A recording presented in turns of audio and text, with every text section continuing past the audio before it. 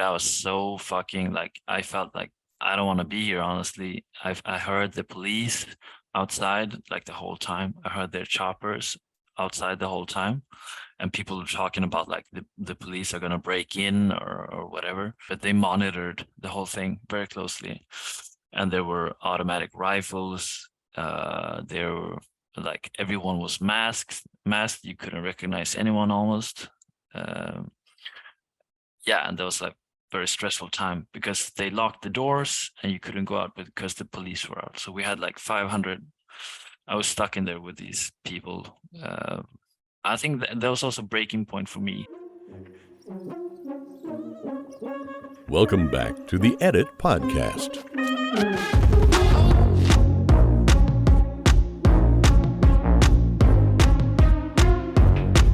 We are all the editors of our own lives. It's time to take back control. Welcome back to another episode of the Edit Podcast, which is again sponsored by Vibroacoustics. And today we have a very, very exciting guest, someone that I've worked very closely with for the last 7-8 months. He is a master cinematographer and a world-class editor. He worked as the lead editor on Project Iceman. So today I'm going to be talking with Victor Palm. Here he is. Yay. Welcome. We talk every day, so this is actually not out of the ordinary. My brother was visiting here the other day, and he was asking quite a few times, like, "Oh, who you texting?" You know, if I was on my phone, I was like, "Oh, Victor." And I said, "The only person I talk to is Victor," and he's like, "Oh, okay." And then by the end, he was like, "The only person you talk to is Victor." It was just constantly. Yeah, it's actually true. Yeah, but yeah, it's we have a very I think right now we have a lot of things going on, which is quite exciting. Like it's ironic that we have a project together, but you're also my coach, and and sort of like you're the only guy that I would trust enough to discuss feelings or my life choices with. So It is a unique relationship, that's for sure. And I mean, yeah. it's not even just one project. We've like literally got 3 projects that we're working on, or at least, I mean, one of them's done. Project Iceman is over now, but we were working on Project Iceman together, and then you were the cinematographer for my documentary called The Edit, which we've talked about like continuing to work on beyond this. And then the one that's currently kind of getting some attention, you could say, or about to, is the King of the Streets documentary. Do you wanna talk? Should we just jump into that? I want to talk about this. This is So actually, yeah. I'll tell start us. as yeah. I'll start by saying that this is actually an interesting moment because we're posting the teaser for the whole project like while we are talking right now. So Yeah, I like don't literally right now. yeah, I have no idea about the first reactions or the first yeah, whatever, however we're gonna stir the pot with this one. I have no idea of the outcome. So we could be getting a lot of hate right now, or we could be getting a lot of praise. So let me just bring some context to this. So the first time that I heard of King of the Streets was not that long ago, actually. I'd say a couple of months ago, after we'd been working for like half a year together. And the conversation just naturally went to, you know, what other projects are you working on or do you have going on? You know, we're starting to wrap up the main documentary that we were collaborating on, Project Iceman, and it was like, well, what's next? And you're like, oh, well, you know, I've been filming some stuff at this illegal underground fight club. And I was like, what are you talking about? You're like, yeah. Here, let me send you a little clip. And you sent me a clip of this like insane setting.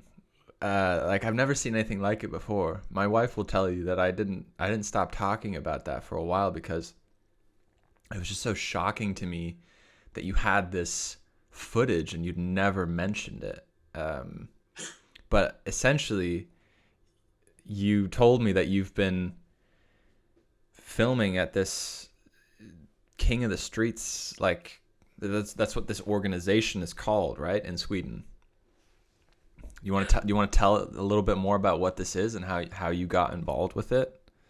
It's kind of a funny story. Like even with the material that I had at the time, like I had 2 years of collected material for a documentary about this illegal fight club, and it wasn't natural for me to show anyone because I was so used to not show people what I had or what I did, because I sort of hid that. I never wanted any publicity like in those like in that community, so to speak, because of the I was well like I've been working with pharma companies. I've been working with a lot of companies that has like I wasn't sure about the reactions, but yeah, I have been filming this underground fight club for 2 years, and it's quite an adventure, the whole thing.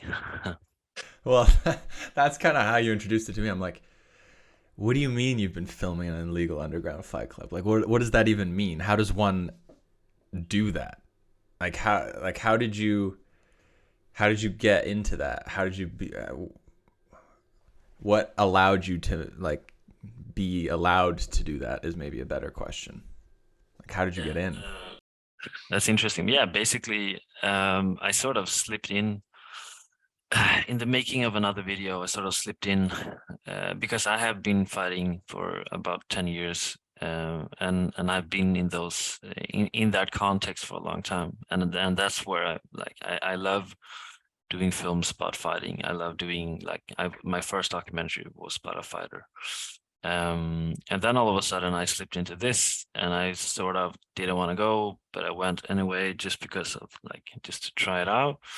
And then yeah, it was a lot of back and forth, but I was basically stuck and just kept filming these events. And the thing about King of the Streets is that it's a very notorious fight club. So a lot of people will have like a negative image of that, because it's a no rules fight club. So there are no rules.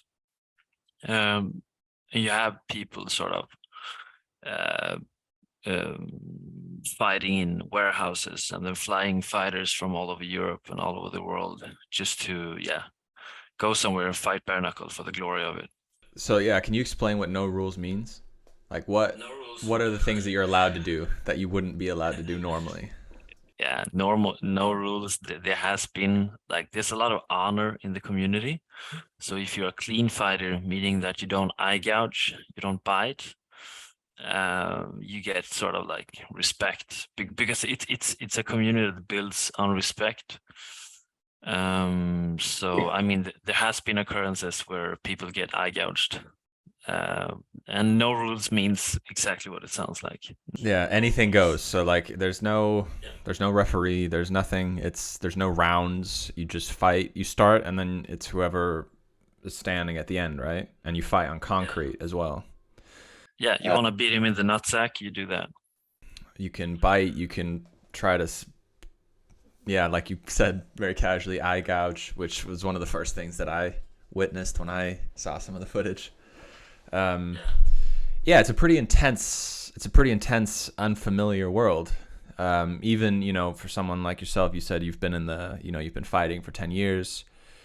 It's still a very different environment, obviously. It's still, it's completely, alien to a lot of things. So you kind of somewhat by chance end up at one of these events because you're filming a video in association with something something that's there, or how does that work when you get there? Oh, I just get a text with the address and the time about a few hours prior. It's all very mysterious then, and everyone's anonymous as well. Yeah. One time I got picked up by a random car, and a few other times, but I've learned that it's good thing to drive myself, because I want to get out of there as soon as possible after the event is done. Right. So yeah, but also I have to mention the moral obligation in this, which is this is not a a promotional endeavor for the profit of King of the Streets, but it's more of a search, a self-searching journey, to be honest. And that's sort of been the story from the start, is that I have a duality to this. While I love fighting, and there's something about there's something that I love with King of the Streets, and people being held accountable, so to speak. But there's also obviously a very bad side of it. But I think that's the bad side is very interesting. And I realized this yesterday because I was writing some thoughts down. I've always leaned into like the dark side of people, or people with a dark side. I found that very interesting. You know, some people make films about inspiring things, and I think I do too. But it has to come from sort of a dark side of the moon, Yeah. so to speak. I remember you explained the first time that you went to this first event, and then you had this like urge to want to go back, and you couldn't really explain it. Like there was something about what you saw that disturbed you and made you feel really uncomfortable, but there was something else that felt very like honest and truthful about what it was. Something in the violence that you felt like you couldn't fully explain or describe, but you felt like you needed to go back. Yeah, definitely. I mean, I love fighting. My friends, my best friends, are usually fighters, or most of them. We have been. I think there's something that you have to experience yourself, and I think a lot of martial artists will disagree with me on this one, because of the brutality, or the like unparalleled violence that you're about to witness in this documentary. But yeah, there's something pure about it, and something that society, like for me, like with social media and all these personalities, especially now when I'm living in LA, I think it's become very apparent to me that I'm looking for something real.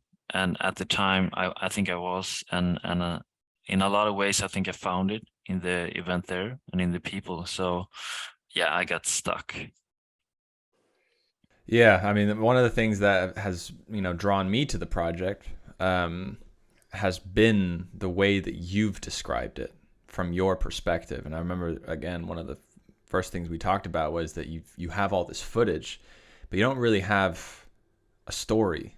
You're kind of missing like what is this all about? You've got a lot of thematic angles and a lot of violence that has been captured. You've got a lot of events that have been captured, but like, what's the story here? And I was really thinking while I was talking to you that it sounds like you've got a story, because you've got this, this character that is got this somewhat normal life, you could say, like you mentioned in the beginning, shooting commercials for corporate clients.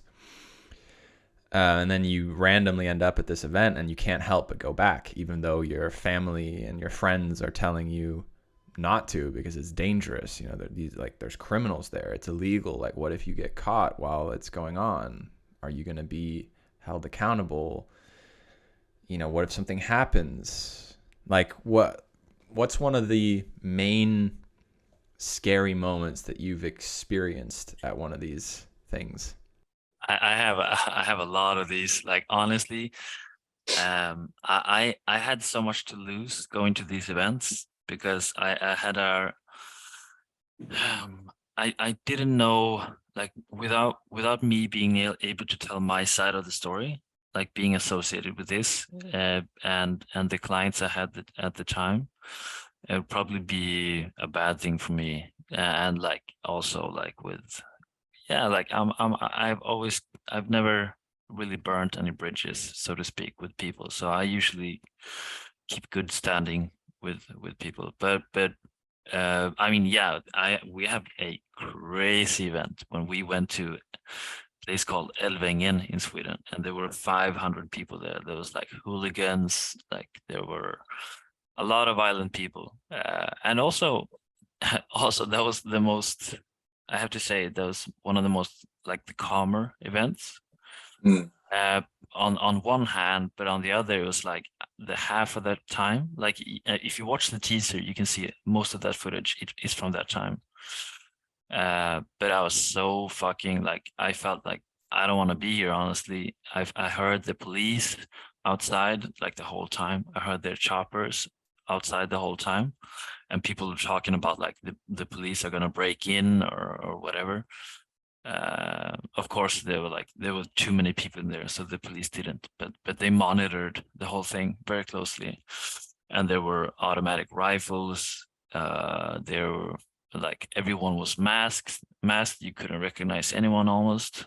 Yeah, and that was like very stressful time because they locked the doors and you couldn't go out because the police were out. So we had like 500. I was stuck in there with these people. I think that was also a breaking point for me. Just realizing that, like that was the peak of my duality. In that, where you realize that this is so fucking dangerous, but also you love this shit, so you sort of stay. Let's talk a little bit more about that. You know, you're talking about being in an environment with pretty hardcore criminals, right? People who've been in jail, I mean, you don't know, but from the sounds of it, these are the kind of, you know, it's underground people. This isn't like in the movie Fight Club where you've got people working in offices and your local gas station clerk and the waiter down at the restaurant who go to a Fight Club on Saturdays. This is like hardcore criminals who come together and put on these events. So you've got people with automatic weapons, like you said, wearing Squid Games-esque masks, keeping everyone in check. You've got multiple different groups that would normally outside of this environment, be rivals, but in here there's this like respect and mutual trust. It's like a neutral ground, right? So that's a good point that you make there.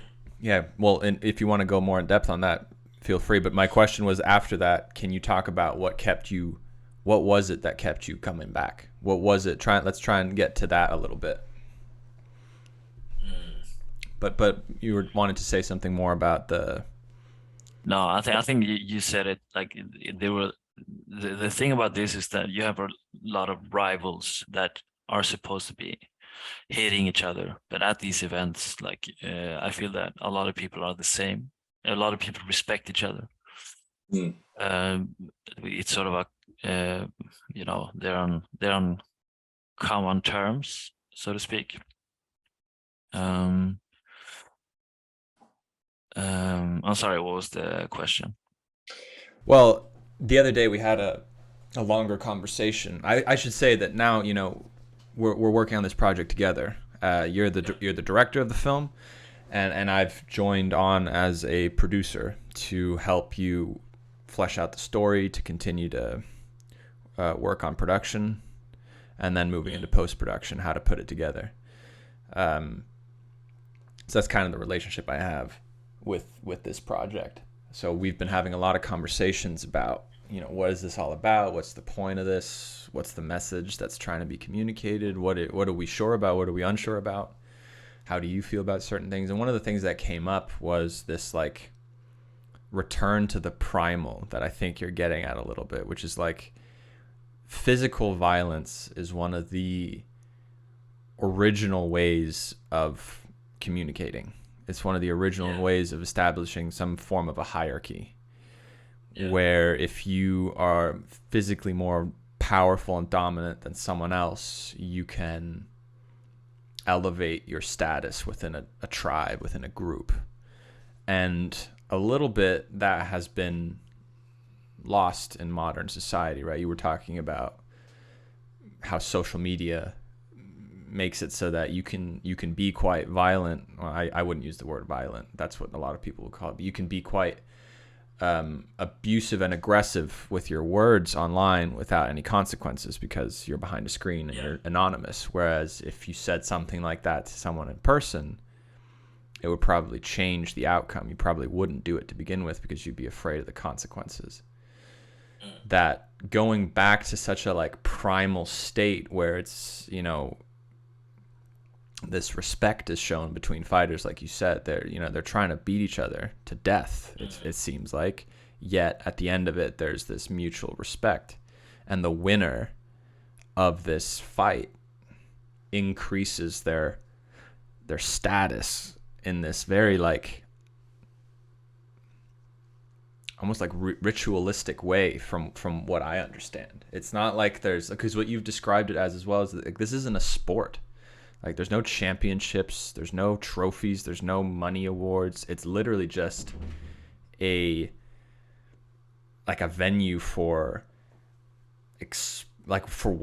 expression of your, like, who you are or what you stand. I don't that's some of the things that I don't quite know yet. But like, what's your take on that? And is that what kept you coming back to it? That there's this, despite their pasts and what they might do, you can't argue that none of these guys are pretending to be anything they aren't. Is that accurate? I think it's this is the sort of a question, like a couple of questions, and let me just be clear by saying that, like, why I kept going back and filming these events. It's sort of the whole point with the documentary. I've thought a lot about this, and I think that's sort of what we're supposed to be finding out for ourselves, and for me in this documentary. And that, like, I have certain I know certain things, but there are certain things that I don't know that I would look into, of like the attraction to this violence. And also second one is that about society. Like, I can only speak for myself because we all have personal we all have a very personal relationship to our surroundings. I mean, the people that surrounds us are how we were brought up, in what society, what kind of society or families were brought up. And I think I was raised in a family very, I'm not gonna say strict, but I'll say that I was held accountable for good and for bad. I was held very accountable for a lot of things, and that brought me a lot of responsibility. I take a lot of responsibility for myself and for my actions and how I affect people around me. But I think my personal view on society and social media is that people aren't held accountable, and I have a problem with that a lot of times, because what it does is that it creates, like, even now we have this social media language that is like sort of like almost a normal way to speak or write or communicate with each other, like LinkedIn, Instagram, Facebook, but it's not real, the things we write to each other. And I don't know if it's because of the short, like the amount of words we use, that we can't be real with it, but it's like the attention span that people have, you have to sort of capture them. But it's not real in that sense to me. Like, it's not, you know, an influencer talking to their fans on social media, and that's not how you would address your daughter or talk to your father or your friends. And I think that's what attracted me into King of the Streets, because people are held accountable. You wouldn't go in there and say a lot of shit. Like, I've seen people getting beat up outside the ring for saying stuff that they shouldn't. And I remember being like, when in my MMA club, if you if you if you talk too much, you'd get basically like beat up during sparring. It was that easy, and like, because like everyone was just like kept in, no, I'm not gonna say kept in check, but they were held accountable. Like, yeah, you know, if you're this tough guy, like, I mean, show us if you're that tough guy. And if you are, like, massive respect. But if you aren't, like, and even like some of the best friends I had, like I've kicked the shit out of them, and they've kicked the shit out of me. So it creates this like tone where you have this respect, and where you don't have the ego. And I think some people would say that there's competition. Like if you what happens if there's competition in between friends? I mean, of course there's going to be competition if you compete, but I don't think, like, if you have a good group of people, it's not going to become that. So that's sort of like where I come from. And I think that's a lot of martial artists don't like the whole thing about King of the Streets, but that's one of the main things that I feel with those people. They keep to their word. If they say something, they stick to it.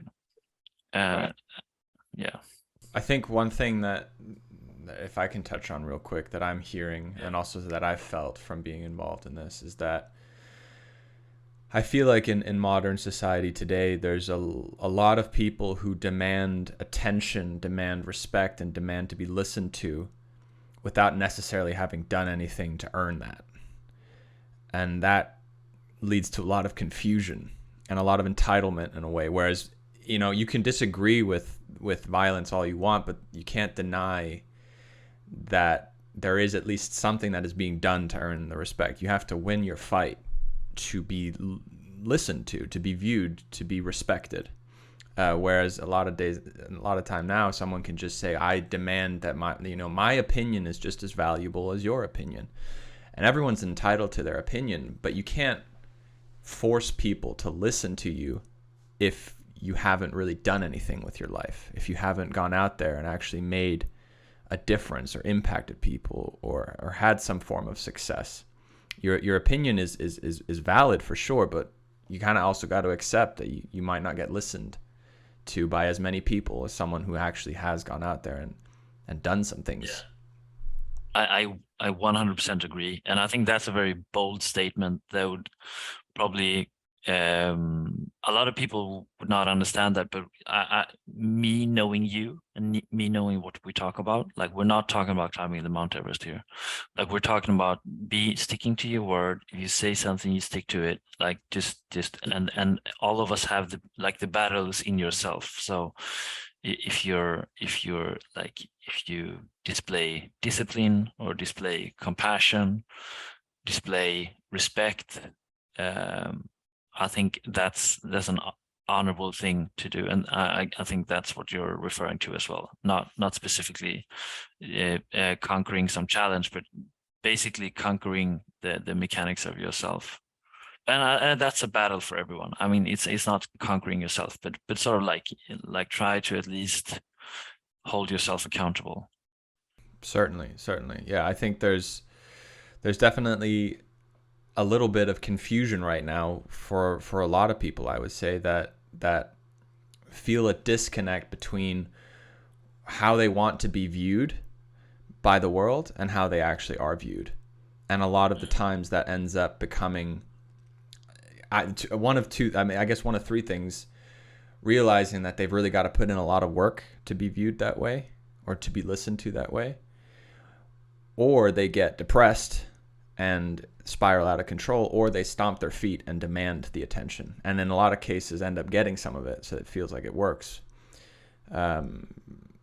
Obviously that's a very general statement, but I do feel like that's something that I've seen a lot of, especially on social media. When I hear you talk about social media and this concept of people not being held accountable to what they say, and by that, obviously you don't mean that, like, people can say whatever they want, but it is just very easy to say whatever you want when no one knows who you are, or where, you're not actually quite literally held accountable to those words. It's easy to say one thing on one day and then the next day completely change your mind because no one knows the difference. But if you're in an environment where people, oh, hey, last week you were saying this thing, but now you're acting completely different. Like, what's that all about? Kind of being called out for what you say and what you actually stand for. The actions don't always match the words that come out. And that's something that's very hard to do in this environment of these fight clubs, which is something that personally I find very, very interesting because it's so extreme, right? It's so totally on one side of the spectrum. And that makes it somewhat easier to explore and easier to put on screen and actually have an argument made about. Can we talk a little bit about like how this isn't associated with the club and how this isn't something they've asked you to do? This is something you're doing on your own, and that like how does that work? We are not affiliated with King of the Streets, so this documentary is not something that they ordered or they wanted to be done, but something that I chose to do. Right. And I think, yeah, that's a very good point, and that's very important to mention that it wasn't actually ordered by King of the Streets. It was my own initiative, and I know a lot of other cinematographers that went there, and this is their sort of wish as well. But this is like a subject that needs to be talked about. I think in society, you can look at these groups of extreme whatever, and you can say that these people are idiots or these people are so fucking stupid. And you can say that about a lot of things in society. But I think overall, I think we need to just sort of listen to a lot of people. I think we need to create an understanding.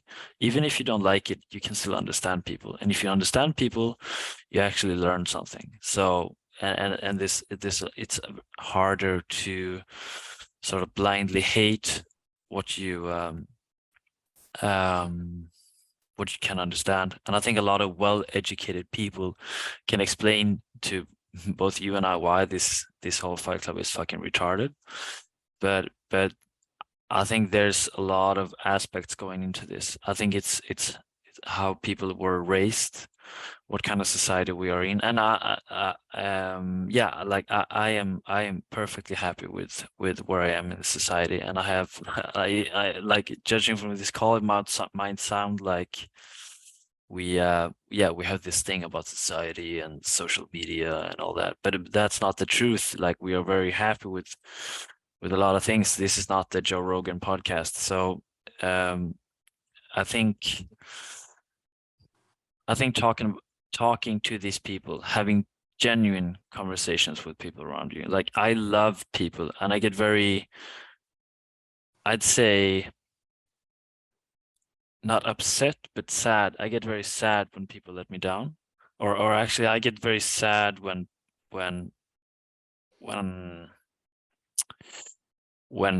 I try to talk to someone and they don't want to talk to me. So that's what I'm doing with this documentary. I'm trying to talk to these people and introduce them to society, or introduce the society that does not know them to society, to at least create an understanding. Like, probably your opinion will not change too much, but your opinion about these individuals, about these people, will probably change.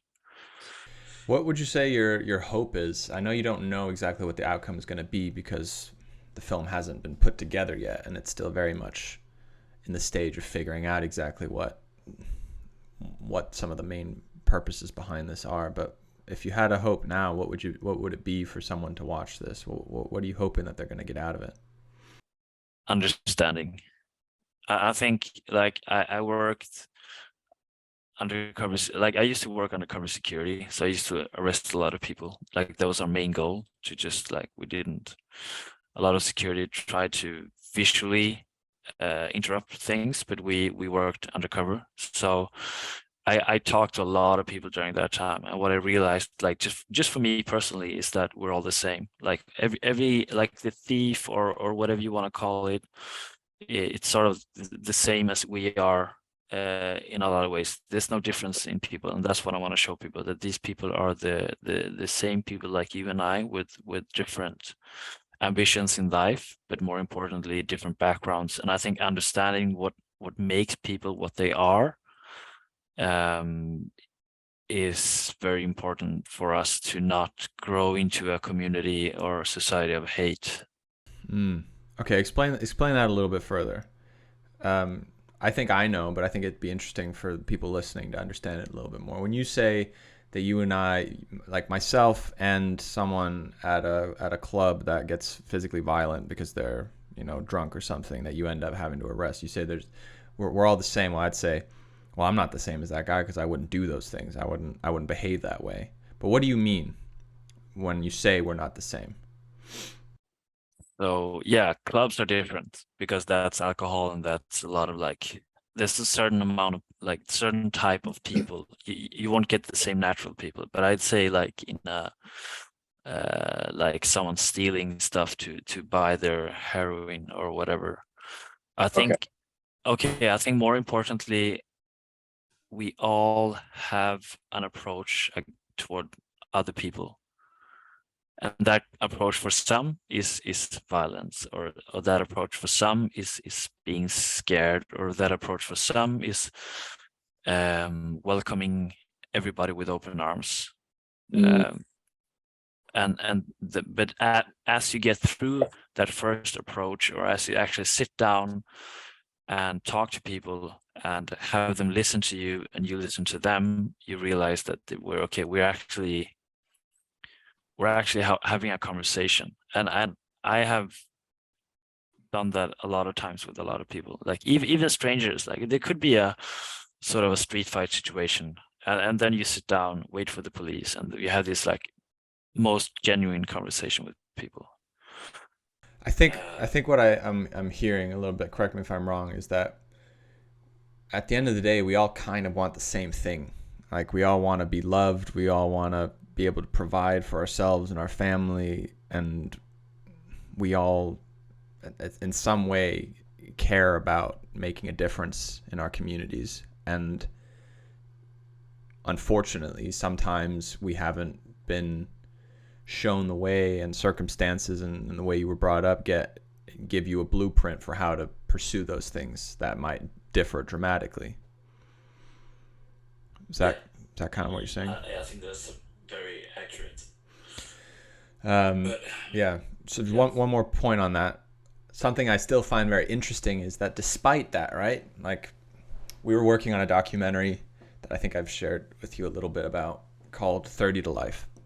When I say we, I mean my production company and I, Burning Boat, which is about prisoners who've served life sentences in jail and are now being released.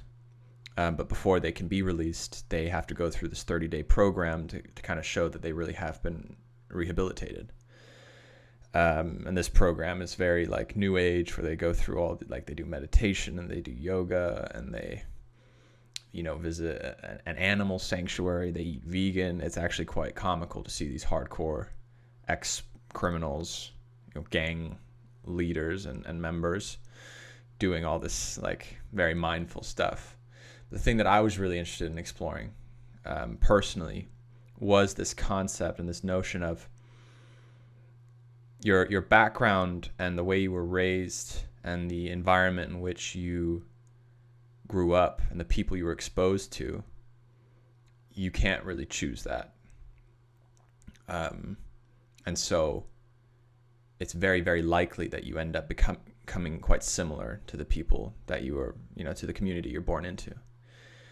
That being said, you'd have to admit that there are people who are born into terrible circumstances, who have all the wrong role models, who are given all the wrong advice in life, yet still manage somehow, miraculously, to find a way out of it and to become very, very productive members of society and very, very successful. It's few of the people who are able to do that, but the fact that that is possible is very interesting to me, because that means that it's not a given.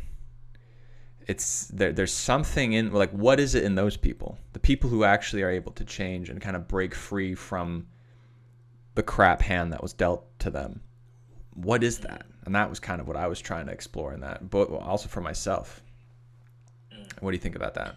I think luckily we don't have to reinvent the wheel on this one, because there's a lot of literature that has these things. I mean, if you wanna, I mean, one of the greatest writers or actually that discusses this topic is Sam Harris.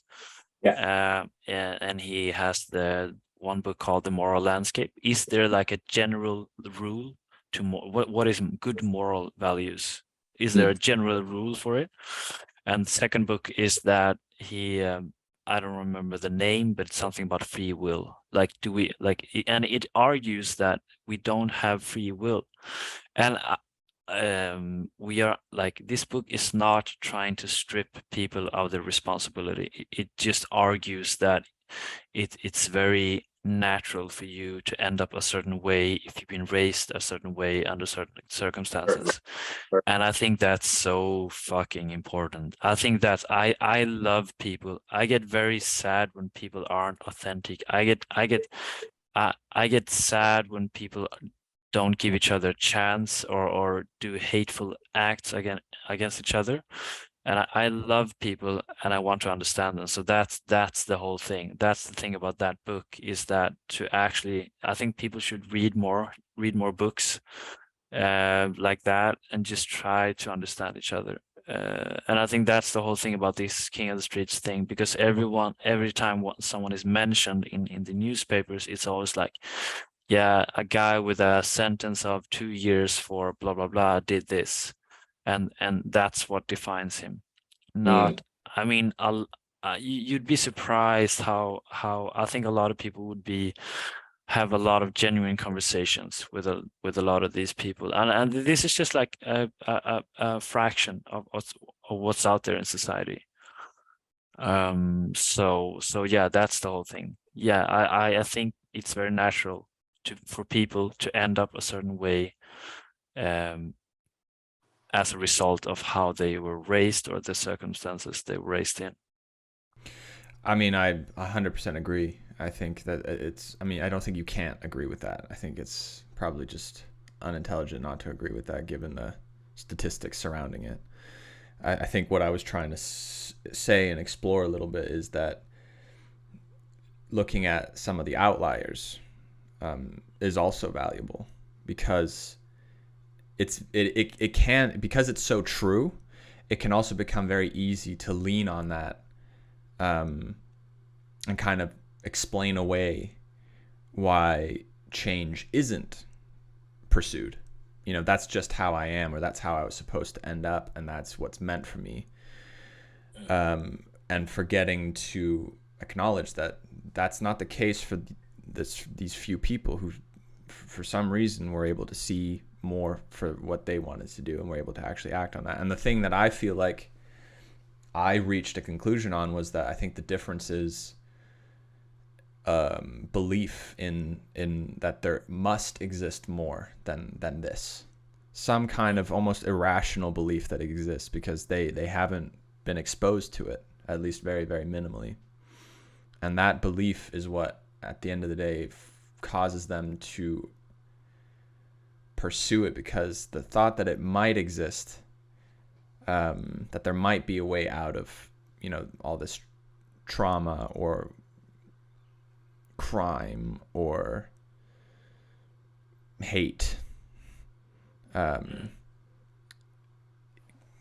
probably make you identify some opportunities that might be blind to other people. So I find it's just interesting, right, to look at both. It's like, on the one hand, yes, let's understand people and not judge them and blame them for why they are who they are or why they've done what they've done. But let's also not do that. Like, there's like a duality to it, right? Like, you can understand someone and sympathize with someone and respect someone, and at the same time encourage them to become better and to make better choices. That's the whole point. Like, we are not trying to show that society can be anarchist, or that we need to rethink like laws are bullshit or whatever. But it's basically just, I mean, we're all hypocrite. Like, you have I'm sure, like, you have friends, I have friends, a lot of people have friends with bad way of treating women, or the clothes you wear right now, are they from some fucking manufacturer in India that actually kills people because of the chemicals? I mean, the food you eat, is that meat from suffering animals just because you want to save the money for an extra steak? Or, I mean, is saving money at all? Like, I think this is the whole point of Like this is not the answer to your question, but I think that's like the overview of this whole thing, is that we need to look at ourselves and not better ourselves. I'm not saying we should better ourselves, because there's a lot of area that we need to better ourselves in, but actually just looking at ourselves with a critical view and realizing that we are not as good as we think we are. I think just not committing to being bad in some areas. I'm just saying that, like, acknowledging this and acknowledging each other as equals in that journey or struggle or whatever you want to call it is very important for us to understand each other. Why do you think that's so important? What does that lead to? I mean, it's yeah, like if you have a behavior that's bad, would you not want to be aware of that in order for you to improve yourself? Right. I'm not saying fix it. I'm just saying be aware of it. If you're aware of it, isn't the good thing that can come out of it is that you can't change something about yourself if you're not even aware of it, right?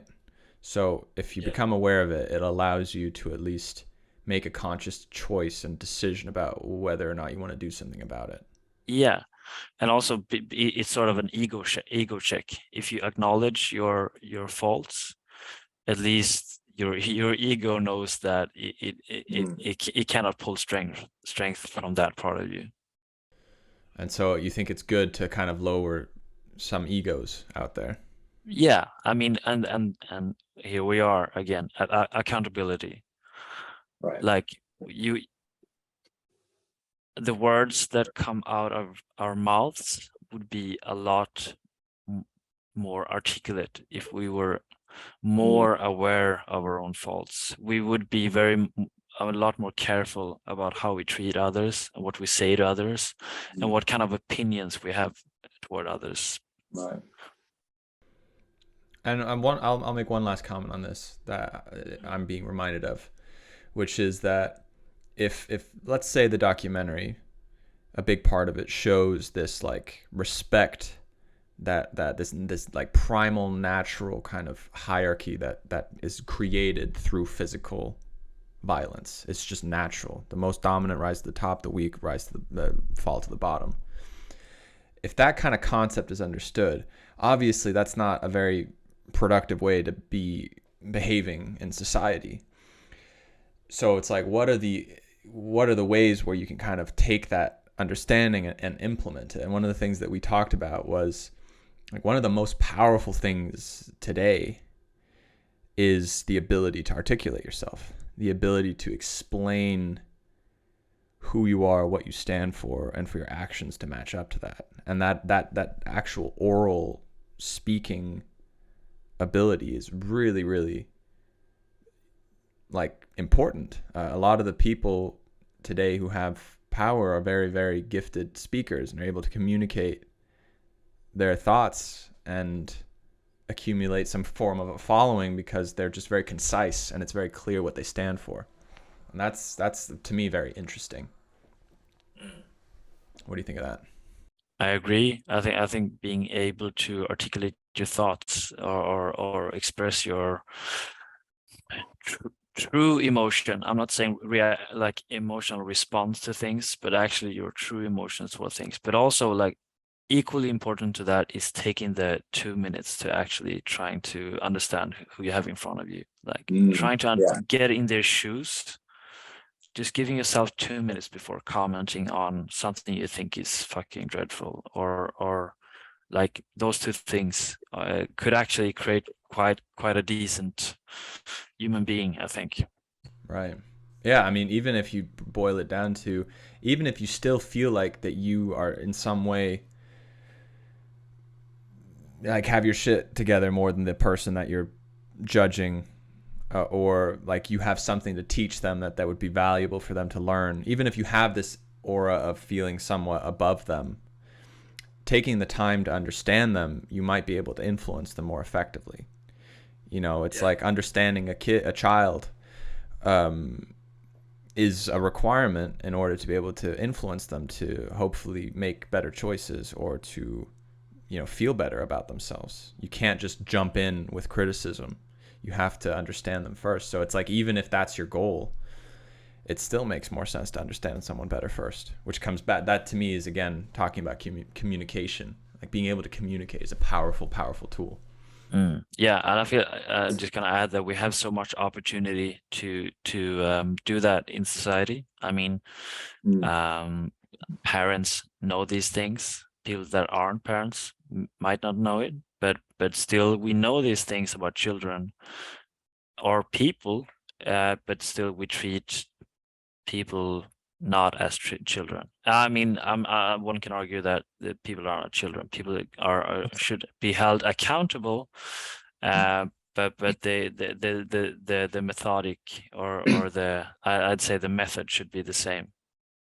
Yeah, I mean, I very much agree. I think it's obviously a combination of both. You wouldn't just let I should say I wouldn't let my child run around, wreaking havoc without making an effort to discipline them by letting them know that I don't find this behavior okay, but I would also make a conscious effort to shift into an understanding perspective so that I can also make sure that they feel heard, and that the reason why they're acting that way is for a reason. It's not just because they're trying to be mean or trying to behave poorly. It's because they're trying to express something that they don't fully understand.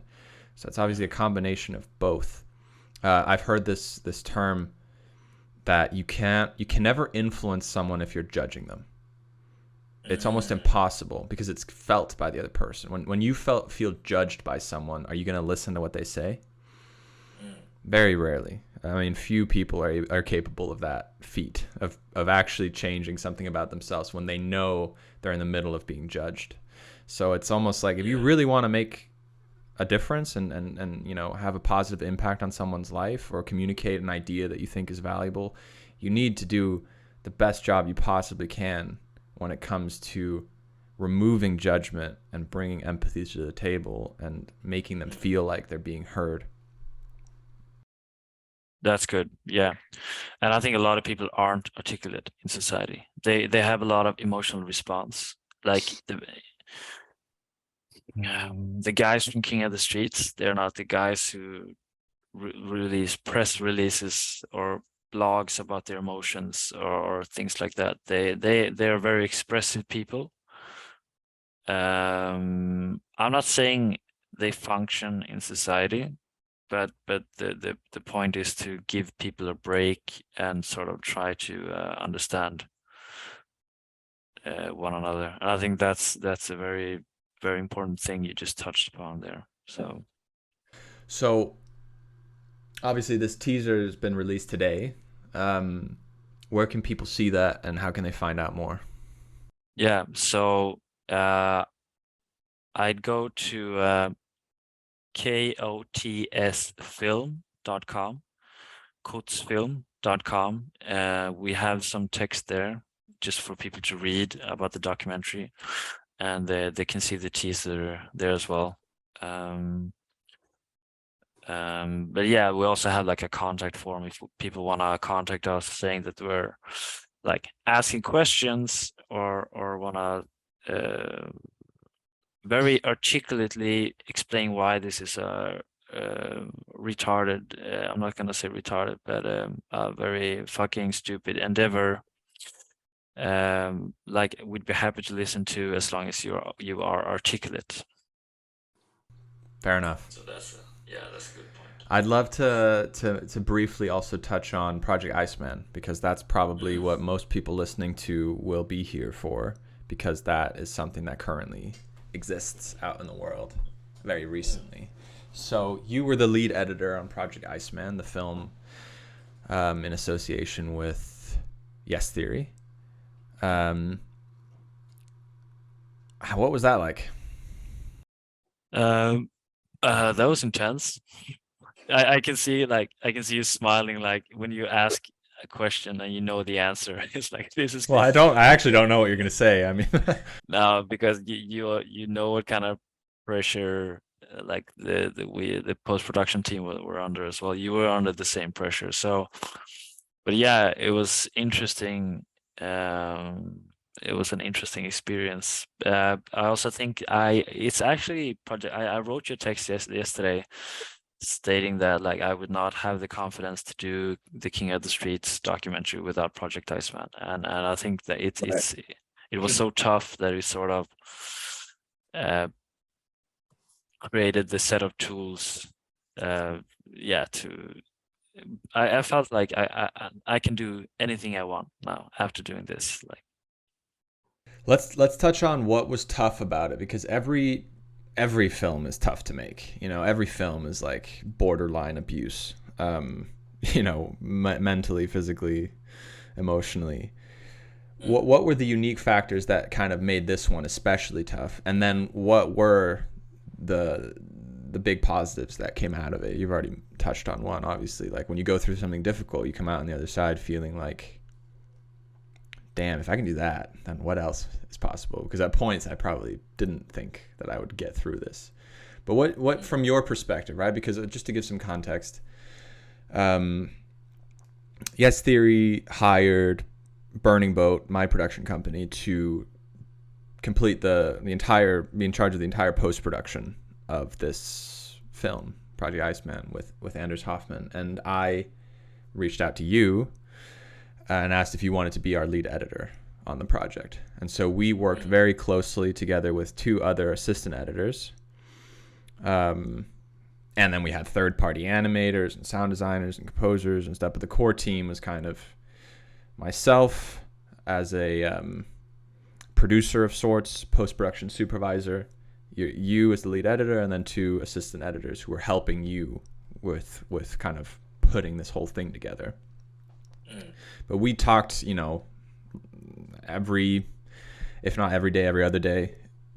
Hang on, just getting a call here. So we were very close throughout that whole process. So I have my own perspective, but what's your perspective when it comes to what made this especially challenging?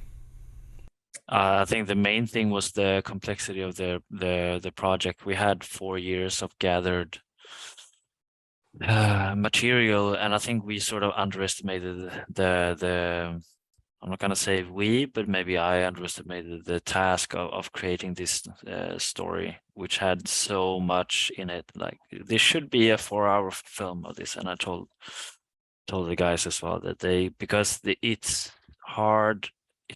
I think it's hard to, like, anyone who made a film or edited anything knows that there's a lot of different emotions you can create by cutting together certain things. Everything from a conversation to the look on someone's face could actually change the whole vibe of the scene. Honestly, I think that the thing about this project was just like it was. Have you seen how they make aluminum foil? No. They have this cube, and then they just press it together, and then you have an aluminum foil. And the force it takes to press this cube down is like immense. Or that's a video I seen as well, at least. So, and that's sort of what happened in this story. We had 4 years of material of this guy filming himself trying to run a full distance triathlon on Antarctica without, like, starting out with no team, no funding, but some physical capabilities. And that was the killing part, I think, because we sort of had to hammer on it until it became flat, or till everything became clear. And the amount of conversations, hours of work, challenges were I'd say immense, and especially during the last month of the whole thing. It was a tough one for sure. I think that anyone who's there could witness that was probably the toughest thing that any of us did. Yeah, well, like talk a little bit about that last month compared to, you know, this 6 or 7 months leading into that. Like what happened, and what was that like, and what came out of it at the end? So basically, I'd say we recut. I'm not gonna say recut the film, but we articulated the film. So which meant that we took 2 hours of film and started going through 4 years of material, like, again, and basically changed the structure of a lot of scenes, and just the time it takes to do that. And I was sort of the lead editor, or at the like the editor at the table at the time, and I was working together with Amar, the director, Andres, and you. And I felt like an immense responsibility in having to, one, piece the thing together, and two, like I think the biggest challenge for me was being creative 16 hours a day for 37 days straight, almost. Like, I had one day off, but like the amount it takes to be, like, anyone can, like, you can run like 100 kilometers, but being creative during that time, or being present and being constructive and being nice to colleagues and being energetic and positive and having good morals, not complaining, not putting the group in a negative state. I think that was the biggest challenge for me. Talk a little bit about the last like 3 or 4 days. Oh yeah. I was this is like, this is, it's funny, you already know this, but for Project Iceman, like, I'll spoil it for you, because you can look it up on Wikipedia or anything. Or should I not? I don't know what you're about to say. Okay, Go for it. Yeah. Basically, the Project Iceman, the whole triathlon Antarctica took him 72 hours. Oh, right. Okay. Yeah. And the last 3 days I was awake for 74 hours, and I slept 4 hours divided on 2 hours, 1 hour, 1 hour during those 74 hours, Right. just to complete the film for the virtual premiere. So when they got on the plane to Denmark, from LA to Denmark, to watch the film in Denmark at the virtual premiere with a crowd of 4,500 like investors in the film, they had not seen the full film themselves. Mm-hmm. And I exported the film just minutes before having to actually run to the airport. And yeah, that was like a good, exhausting 3 days. Yeah, it was like the final Iceman, because the whole time we were saying that the process of making this film feels like its own Iceman, given the extremely optimistic deadline that we were working towards, and then just given the, like you said, the material, but also the fact that this was all being done on like multiple different continents with multiple different time zones, trying to coordinate how to put this thing together. Our time difference is 9 hours apart, so you would be up to like 4, 5, 6 in the morning regularly, and I'd get up in the morning to get on meetings before the kids woke up and things like that. Like, the whole thing was just difficult. It really felt like we were in a storm throughout this whole thing. And I think for me, a huge part that was really the most difficult for me was the like last 10 days of this thing, because people don't know that the project was actually postponed multiple times as it became apparent that more time was needed to actually be able to make this thing and finish it. So I had to leave 10 days before the premiere, the virtual premiere. I had to go on a shoot and film something for my documentary. I say had to because it really felt that way. 3 months prior, I had organized a retreat in Peru, an ayahuasca retreat at an ayahuasca foundation there, a retreat center, and I had paid for a private ceremony, 10-day retreat to be organized so that I could film it, bring a camera crew in and have participants that were willing to be on camera. And on top of that, I had bought my flight tickets, and I had, trying to save every penny I could, I had made sure that, cemented that I was going to go on these dates, because I made it a non-refundable amount and a fixed date. I couldn't change the date. So and I had paid for the cinematographer who was going to go, which was originally going to be you, but obviously that became very clear that we can't afford for both of us not to be there, so I had to find someone else. And so this time came around, and I had flown to LA to finish the film with everyone. But I couldn't. The thought of essentially losing $8,000 just wasn't feasible at that point. Like, I had to go and do this. But that was really tough for me, and I think it was also tough for the team to for me not to be there, not because I had all the answers or anything, but just because it felt like we were all in this together up until that point, and then I had to go away and not be part of finishing it. And the things that you guys went through obviously bonded you over the project in a way that, like, I really felt like I missed out on that. And obviously it's entirely my own choice, and I'm responsible for that. But that was definitely tough for me to kind of not be there and not even be able to communicate with you guys because there was no reception in the jungle. I really woke up every single day like just so nervous on this retreat. Like, I almost felt like, because it was so, like, I mean, the whole ayahuasca thing is a whole nother conversation, but obviously in a very vulnerable state. But I almost felt like every morning I woke up, I could like break into tears. Like, the whole project was just so intense that I felt like I didn't get that resolution, that like final push, and that final, like, we did it, we made it. In a lot of ways, I still feel like I haven't gotten that, and that has been really tough. But I mean, like you said, going through an intense experience like that makes it clear what you're capable of, and is ultimately a really, really powerful thing. And I think I've had the same experience. That was a tough learning experience, but I really think it's one of the best things that ever happened to me, because it taught me so much about myself and about what I want to do with the future and how I want to work. And yeah, like seeing, having this project, King of the Streets, my own documentary, and all the things that we've got going on, it's just, this year is going to be something intense. It's going to be intense on another level.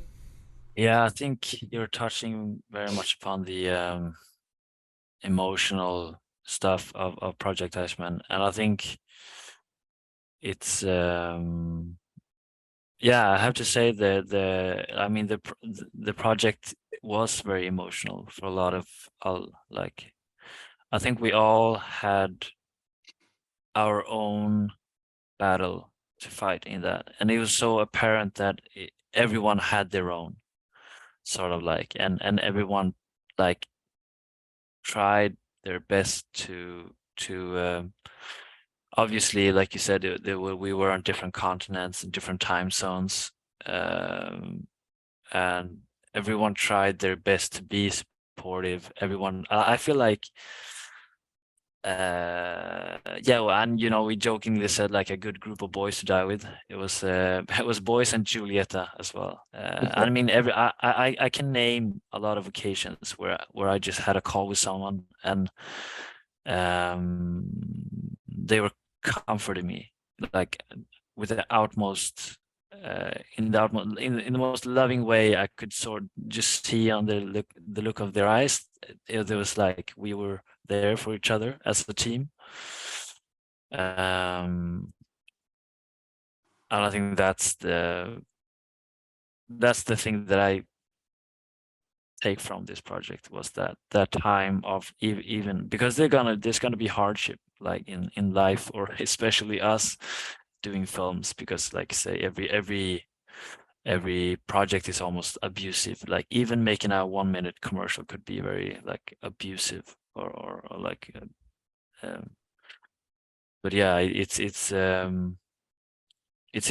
was an interesting process because you had all these people not knowing each other, and then we were sort of crashing into each other and then getting to know each other. I mean, my first assistant editor, Paulus, we got to know each other first by voice memos. I actually have the whole conversation still, and it's kind of a funny thing to look at because like the last messages are like, "Hey brother, it's good to hear your voice. Like I miss hearing your voice. Like I used to hear your voice every morning. The first thing I did, but where are you now? What are you doing?" And I mean, Julieta was such a massive support. Robin, Taylor, you, like Anderson Amar. We had a fucking yeah, it was an interesting process in a lot of ways. So yeah, I think the emotional part of making a film is something that you don't really talk about. So I should be talked about more, I think. Yeah. So yeah. Tell a little bit about the LA premiere and what you experienced there, because you weren't there for the Copenhagen premiere or the Amsterdam or the Berlin or the London, and then finally they went over to LA where you live, and then you got to see the film with everyone. So what was that like for you? It was extremely emotional. You know, a lot of times I cried from fatigue during the Iceman. I cried almost every day the last 37 days. Like, Yeah. or I could cry on command, like on the last days. But yeah, I like during, yeah, I never put so much of myself in anything, I think. And just having as you spoke about before, you had not had that release. And I think without that release, I would probably have been, I'd probably break, I think, after this project. But I was like, it was the best weekend of my life. It was so much fun, like seeing everyone, seeing their faces. Like I honestly, I enjoyed the film, but I enjoyed the film in the company of the people there. I did not. I've seen the film. But it's funny because you don't when you're on the last weeks of the edit, you don't see the film in its whole. Like that's sort of the director's job. You just try to make everything possible for the director so he can sort of quickly see the lefts and rights. But yeah, the LA premiere was the best weekend of my life. I had so much fun, and I was stuck in a euphoria for a week after that, I think. Yeah, I mean, you deserved it. You killed it. You killed yourself, and you did it all for the sake of the project. And I think it wouldn't be what it is without you, obviously. But I don't think people understand how much work you put into that. So you totally deserve everything that you felt. It was so nice to see it from here. I wasn't able to make it to the LA premiere, but like I saw on the stories, and I was like, oh, that is just it. That felt in a lot of ways for me, like that kind of closure that I was looking for was like seeing you have that and go through that and experience that and just be happy after everything was like very, very nice. But I really appreciate that. Really appreciate you saying that. But yeah, and I mean, Project Iceman was also sort of the when you kill yourself to do something, you sort of get the confidence to do something else. Like, okay, because I constantly felt that the Iceman was not my dream. It was not a dream of mine. It was a project I'd taken on that turned into this baby of ours, that we like prepared to kill ourselves for, but it was not my dream at that time. So, and without Project Iceman, I would not do King of the Streets. well, here we are, King of the Streets, day one, and let's see where it takes us. I'm sure we'll do another podcast to see what ends up happening with this thing. It's certainly gonna do something. I'm excited to check my phone to see what people are responding to this teaser. So everyone listening, go check out that teaser, kotsfilm.com. Yeah, please do. All right.